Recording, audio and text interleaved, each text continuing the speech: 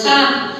Ang time nga nakalagay dito is 15. Unya, mahuman na ka o 10 or 5 minutes, mahuman na discussion. 5 minutes discussion, 5 minutes question and answer, 5 minutes giving questions to students if they understand your lesson. Unya, namisal na 5 minutes. So therefore, lagay mo 5 minutes, i-add mo dito sa iyong application. Dili ka mo like for example, 15 minutes silang ihatan, unya, 10 minutes na ako makacover natin. Ako rin ibutang, crafting pa kasi mong lesson ka naman, ako rin ibutang dito sa activity na ako ahead.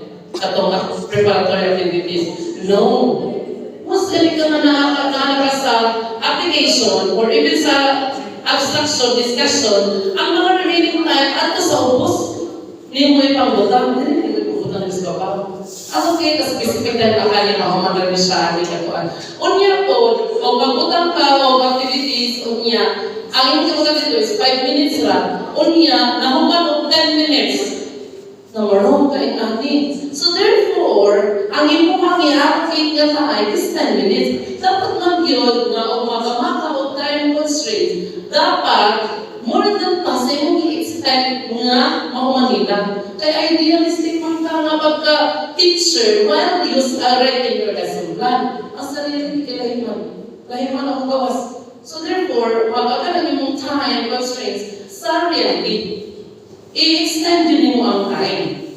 Kung achievable ba siya 5 minutes, so make it 8. Kunin mo 5, 10, 15, usually mga ingana yun. No.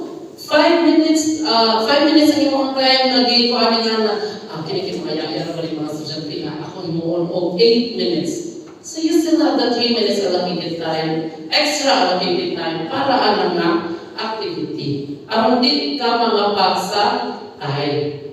Kay basin po, kung ang kayo ang iyong application, makuha ka sa time, ma-short ka. Whereas, ihatag mo ang time, o siyempre, laki kay ka sa pamilya sa mga estudyante, kay muhatag mga additional time. At rin mo ipanghatag ang mga additional time na nakuhanin mo dito sa previous pa mga activities. Imuhang mga na-accumulate na time na sobra.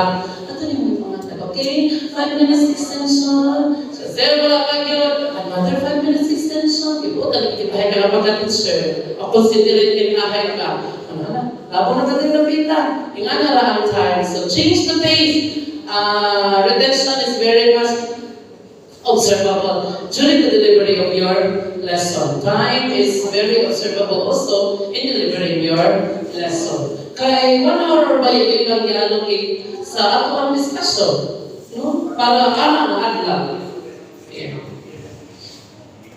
Design your class so participants leave impressed with themselves and what